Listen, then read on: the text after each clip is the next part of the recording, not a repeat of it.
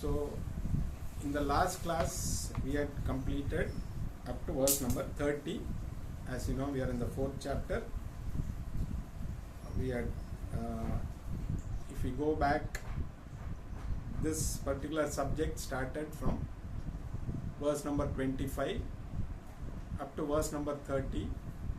Krishna has described various, or prescribed, I would say, various yajnas,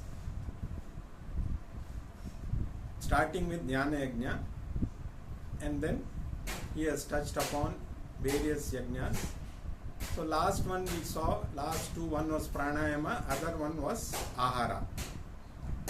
So as per him, everything, if you convert it to a yajna, or basically you discipline yourself, the mind gets purified. So out of the 12, the first one is Jnana Yajna, which is the one which is going to give you moksha. The other yajnas are meant to purify your mind. So you can choose one of them and practice regularly, or if you are able to do more of them, it is up to the person's choice. So up to verse number 30, from 25 to 30, he has described various yajnas which are possible. Now he is going to talk about the effect. So let us first read verse number 30. Apare niyataharaha prana praneshu juhvati sarve pyete yajna vido yajnakshapita kalmashaha.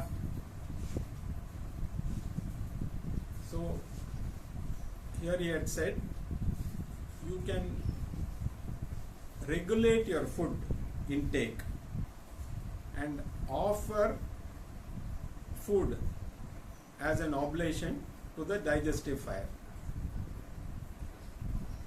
So this is one of the yajnas. So food itself, if you can convert your food intake itself into a yajna, that itself is a great thing. In fact, that is how they used to do earlier, because food was not just to be eaten just like that as we do nowadays. There are a lot of procedures involved before you take food. So you have to complete all your duties before you take. So we will move on to verse number 31. Yajna shishtamrita bhujo yanti brahma sanatanam nayam lokostya yajnasya kutonyah kuru sattama. So here he is addressing Arjuna as the best among the Kurus. Those who take the nectar or the result of this yajna, they reach Brahman. And the ones who do not perform yajna, they will neither gain anything in this world, forget about gaining in anything after this world. So basically, he is first saying, if you do all this, what you are going to gain. And if you don't do all this, because always you praise the ones who do something and you admonish the ones who don't, because to wake the others up. So if you do this, you get this, and if you don't do this, these are the minus, because people should know what is to be done and what is not to be done. So here he is talking about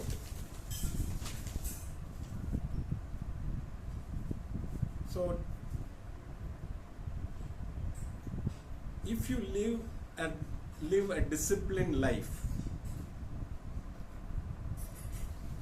you follow these yajnas. So it is up to the individual, because he has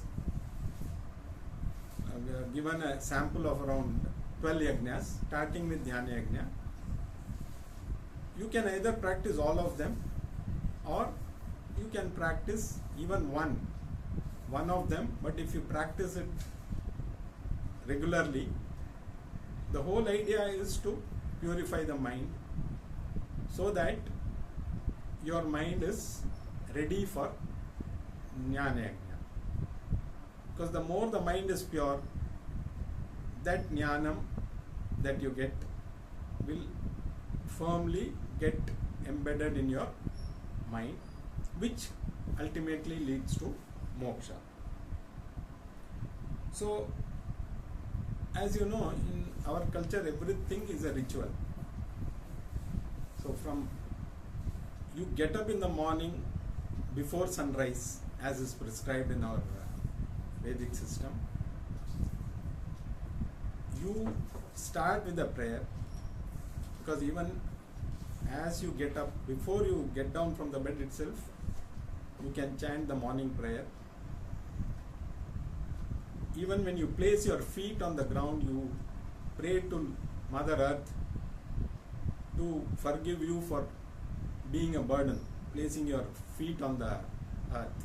So that is how our culture starts. So it's there's an attitude of gratitude in everything, because you are lucky to be born as a human being. So first we should acknowledge we should thank the Almighty for giving us this body, and then each thing that we get, it is all given. See, this body is given to us. Everything, the food is given to us. Everything is there. It's only how we utilize that. You can either use it effectively or you can abuse it. So unfortunately, Western culture doesn't believe in, they believe in abusing. They feel nature is there for us to abuse. So we can do anything. In our culture, we take everything as a prasadam from the Almighty.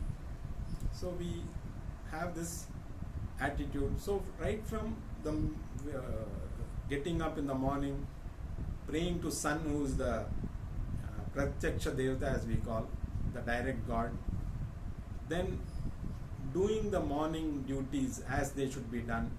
Even a bath is a ritual. So there are mantras which are chanted before bath. Because bath is not meant just to clean the body. Unfortunately, people don't understand that cleaning the body is not the only thing for a bath. Your mind also is cleaned. So that is why it is important to have a bath early. So people sometimes postpone their bath, they have it in the afternoon or evening, thinking, okay, yesterday I didn't do too many activities, I didn't sweat too much, so I can have a bath later. But you have been, so many other impurities which come to the mind. So it's not just a physical activity. The bath cleanses both your body and the mind. So it is very important to have a bath early. So, and then you perform your morning puja or any other activity that you do. Then only you take food. And food also you follow, you chant mantras before you take food. So everything becomes a ritual. So that disciplines the mind. So your mind is always grateful. That gratitude is always there towards nature. So a grateful mind will never be arrogant. Otherwise what happens is, people tend to become arrogant. They feel it is our right to do whatever we want, because everything is meant to for us to consume. So you can abuse in whichever way, because as a human being you have the right. Unfortunately, people forget that every being has got its role, and you have a bigger role because as a human being you have more responsibility, because only a human being knows what is right and wrong. Animals are purely driven, animals or all other beings are purely driven by their instincts. They don't have the capacity to think whether something is right or wrong. So nature has made the whole system in such a way that it is the duty of human beings, because they are the most superior beings among all the beings, to take care of everybody, not to abuse and take everything from around us.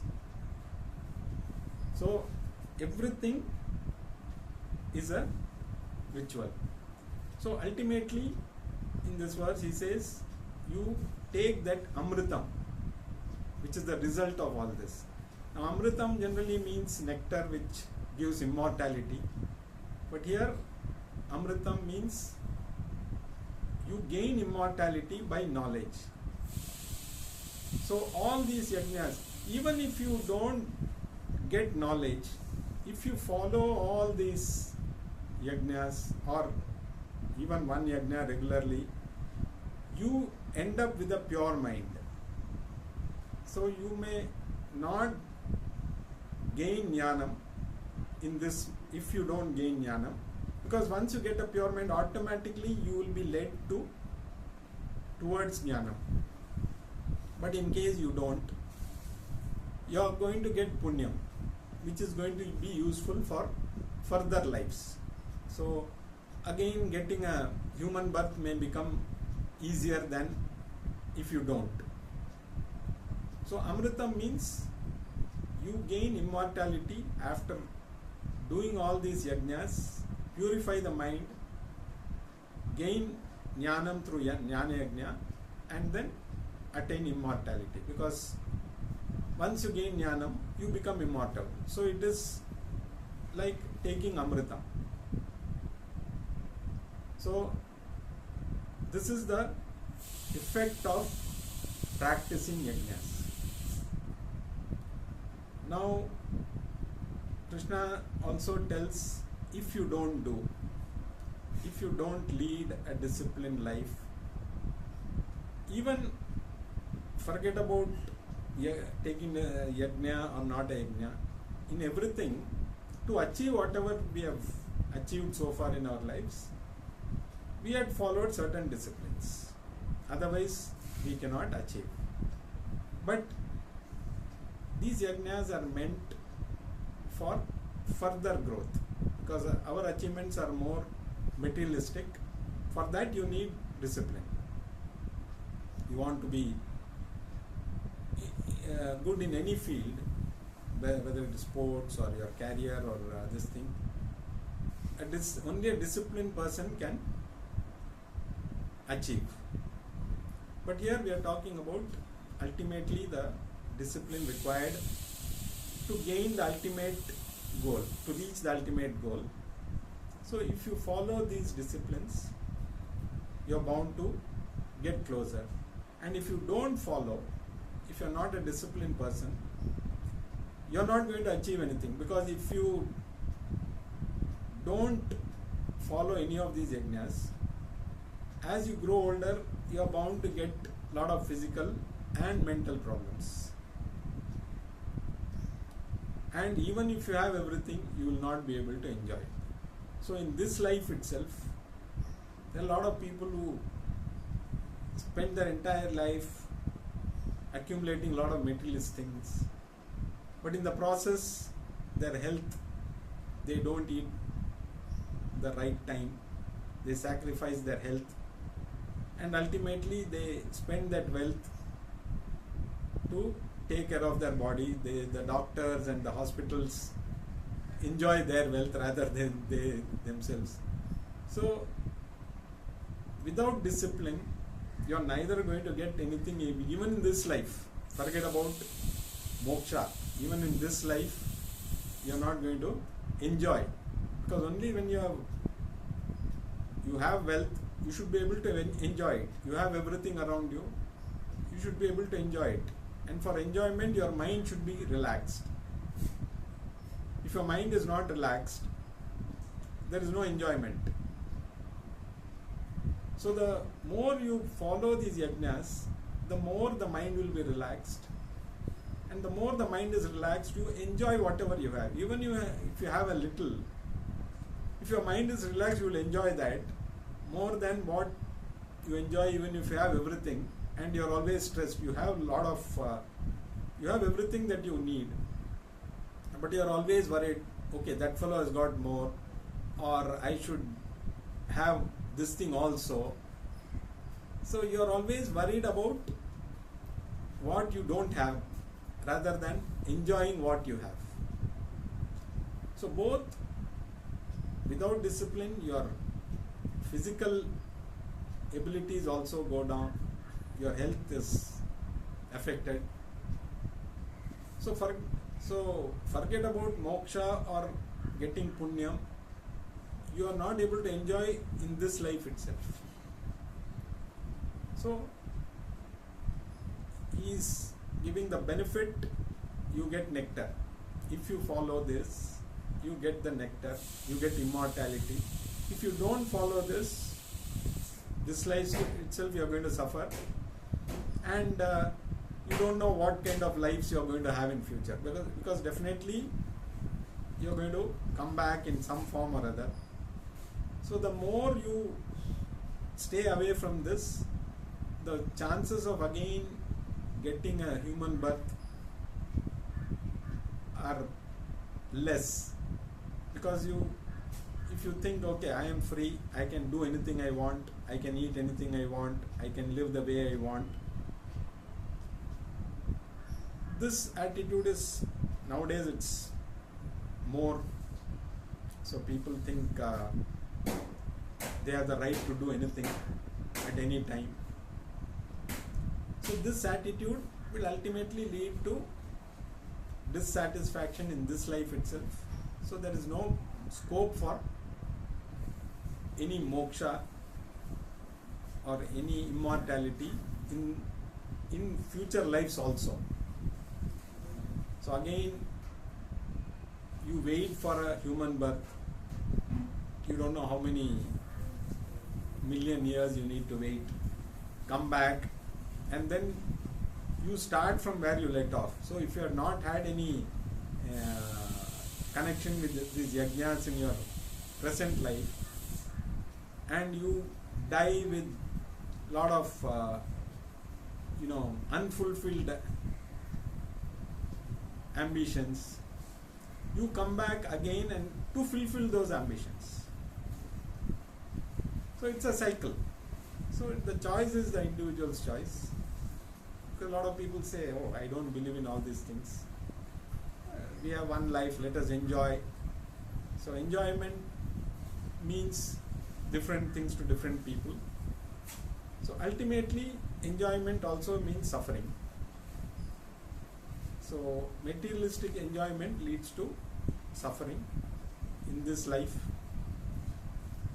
So Krishna has very clearly defined the benefits and the problems associated with doing yajna and not doing yajna.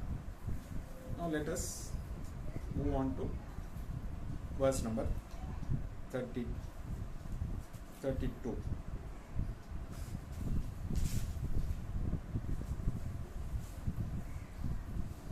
एवं बहुविधा यज्ञा वितता ब्रह्मणो मुखे कर्म जान विद्धि तान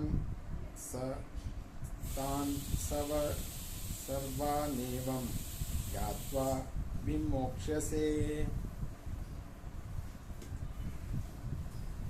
So here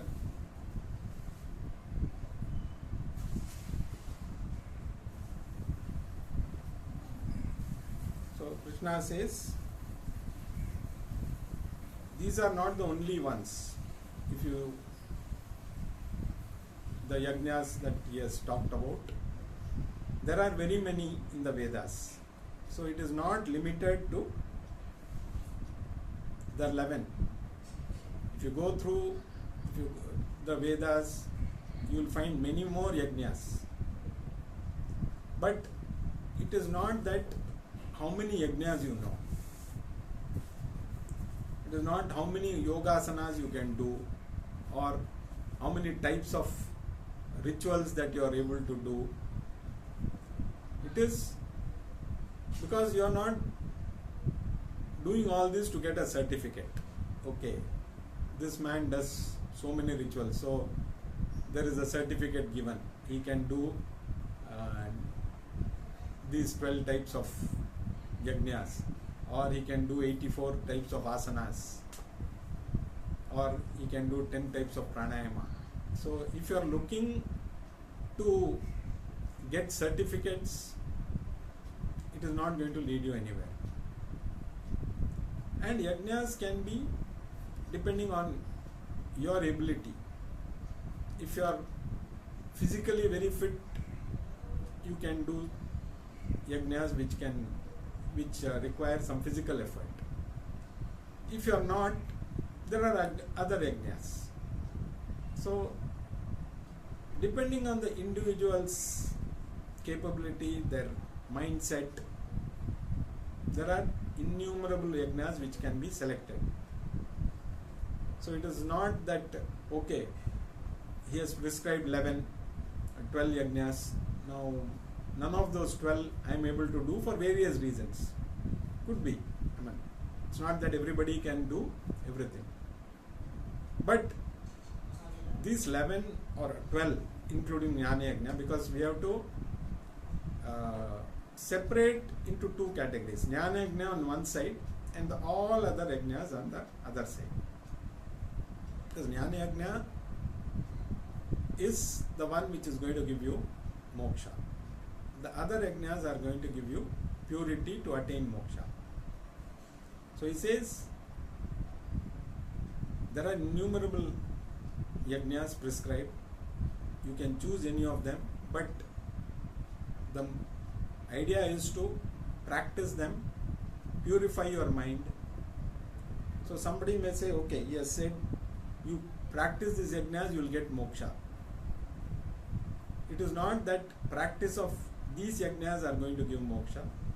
It is making you ready for Jnana Yajna. Because ultimately you have to come, whether in this life or coming lives. If you are looking for moksha, there is only Jnana Yajna, because only knowledge can give you moksha.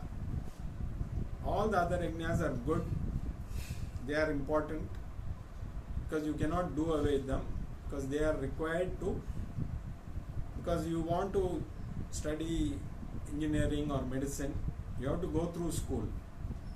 There is no way we can, okay, I have enough, I have read all the engineering books, I am familiar with all this, so I can directly go to engineering or medicine. So you have to first qualify yourself. So this is what these yajnas do. They prepare you mentally. So the more the mind is pure, the more chances of attaining moksha in this life. Because even if you have a pure mind, if you don't gain jnanam, you will be a pure ajnani. You have a very pure mind, but ultimately if your mind is pure, even if you don't get jnanam, that if you carry it over to your next janma, which you are bound to do, you can again, you start with a pure mind, because you already done enough to purify your mind. So that is why you see some of those sages who are at a very young age, they are able to attain lot of things, because somewhere in the previous lives they have already gone through the process of purification. Like for example, Ramana Maharshi. Now Ramana Maharshi attained something which he started at a very young age. He did meditation, sitting in a cave, and he went into this inquiry, who am I? And then he attained moksha as per, because nobody can say who attained moksha or who did not, because we don't know. But going through his life, we assume that he attained moksha. But he is an exception because he didn't, in this life, he didn't go through the normal process of joining a guru and then going through the various subjects connected with in the traditional way. So that is why people get the wrong impression that if they sit and meditate on the subject, who am I, you will get the answer. You will never get the answer if you just sit and meditate upon who am I. He could do it because he already came with a prepared mind in his past lives. So that is why certain people, they are exceptions. We should not take them as, okay, if he can do it, I can also sit and just meditate upon who am I and I'll get moksha. So we have to understand that it is a result of all his past actions. So similarly, all the yajnas that we do, if not in this janma, in further future janmas, you are likely to come with a more prepared mind, and you may start early gaining this jnana, and you may get moksha early in the coming lives. Again, there is no guarantee, because again you may get corrupted also. So once you have taken all the measures to purify your mind, but in the next janma, maybe your surroundings are such that again you go back to some of the things which you could come out of. Everything is possible, but here and now is what is good.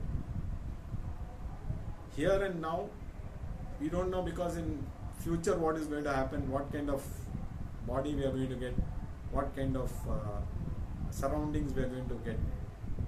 So if you can, this chance, if you can utilize, then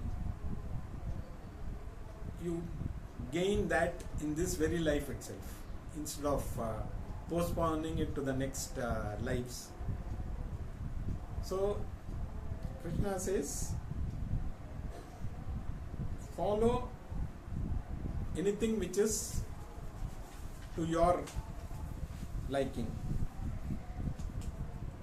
or to your capability. If you are comfortable doing yoga, practice yoga with an attitude to purify your mind, not just to take care of your body or mind. That is a side effect. The idea is to purify your mind through this process, or you do some other yajnas. You can do dravya yajna, you do a lot of charity. If you have the means, you do tapas. So each of this, and if you are able to follow more of this, good for you. You pick and choose which is more to your mindset. Purify the mind and then reach that. Then if your mind is ready, probably you may find the right guru to teach you, because a pure mind, see, your mind will attract like they say, like attracts like. So if your mind is already so if your fond of food, say, you will find people who cook well, who like to eat certain things. If you are interested in sports, you will always associate it with people who follow sports. Or music, you like music, you follow people who. So same way, if you are looking for knowledge and you are in the process, you tend to look for, or you will be drawn towards people who are in the same process, and you will end up finding somebody who will give you that knowledge. So the more your mind gets purified, you will be drawn towards that. So that is why following these yajnas, there is a possibility people may, reading the verse, may get confused, because you do all these yajnas, you may get moksha. No karma is going to give you moksha. That is what one has to understand. So once you understand karma is not going to give you moksha, then you find the only way is to get moksha is to gain the knowledge. So this is what is the effect of following the yajnas. So which Krishna had prescribed. The plus and the minus he has already told. If you do what you get, if you don't do what you get. In the next verses he is going to again glorify Jnana Yajna, which we will see in the coming